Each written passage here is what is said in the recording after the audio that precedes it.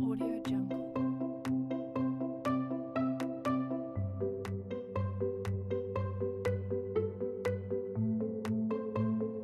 Audio Jungle. Selamat pagi dan salam sejahtera bagi kita semua. Kami dari mahasiswa PPG Prajawatan Gelombang 1 tahun 2024 Universitas Sanata Dharma. Perkenalkan, saya Jeki Mandra dan ini teman saya.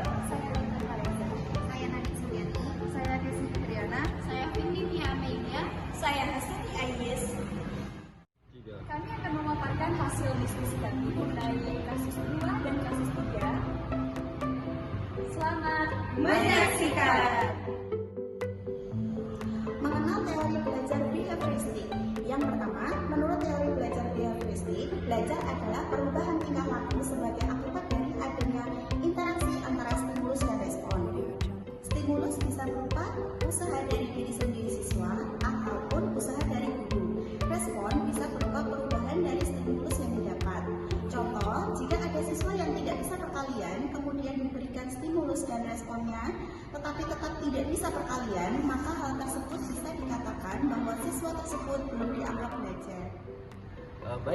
Menurut Albert Bandura, teori kognitif sosial adalah teori yang menyorotkan gagasan bahwa sebagian besar pembelajaran manusia terjadi dalam sebuah lingkungan sosial, dan dengan mengamati orang lain, manusia dapat memperoleh pengetahuan, keterampilan, strategi, keyakinan, dan sikap.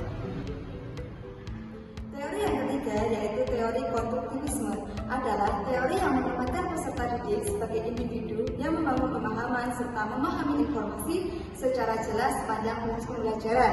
Teori konstruktivisme dibagi menjadi dua berdasarkan Jen Piaget bahwa pandangan konstruktivisme adalah pengetahuan tumbuh dan berkembang melalui pengalaman. Sedangkan menurut Vygotsky, yaitu pendekatan konstruktivisme, belajar adalah adanya interaksi sosial individu dengan lingkungannya. Oke, teori yang terakhir adalah teori humanistik. Pada prinsipnya, teori humanistik bertujuan untuk memanusiakan manusia, sehingga seorang individu bisa lebih mudah dalam memahami diri dan lingkungannya untuk mencapai aktualisasi diri. Berdasarkan teori ini, seorang pendidik harus mampu mengarahkan atau menjadi fasilitator tanpa ikut campur terlalu mendalam pada proses pengendalian diri peserta didik, sehingga diharapkan bisa tercapai tujuan pembelajaran. Adapun tokoh-tokoh dalam teori belajar humanistik, ada 3. Yang pertama yaitu Abraham Maslow yang berfokus pada teori belajar tentang hierarki kebutuhan manusia. Yang kedua ada Carl Rogers yang berfokus pada teori belajar berdasarkan kepribadian manusia, dan yang terakhir ada William Glasser yang berfokus pada teori belajar tentang kontrol teori.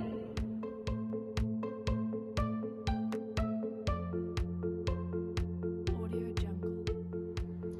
Menurut kami, cara yang dapat dilakukan oleh Rina untuk membantu menyelesaikan masalah tanpa pembelajar peserta didik adalah tahapan pertama yang akan dilakukan adalah menyesuaikan pembelajaran dengan tahapan perkembangan usia.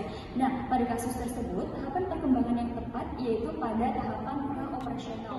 Pra-operasional di kelas 1 yaitu berkisar pada usia 2 tahun sampai dengan 7 tahun, itu menurut Piaget tahun 1936.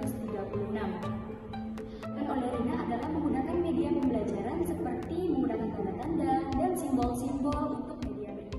Menurut kami, pertimbangan dan keputusan Made sudah sesuai karena Made menggunakan contoh teks deskripsi tentang pantai dan makanan khas di Bali dibandingkan menggunakan contoh pada buku cetak.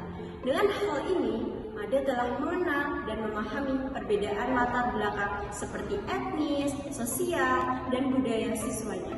Dengan melakukan pemberian contoh di lingkungan sekitar dapat memperluas pemahaman dan wawasan peserta didik dan menambah daya tarik peserta didik agar proses pembelajaran menjadi lebih menyenangkan.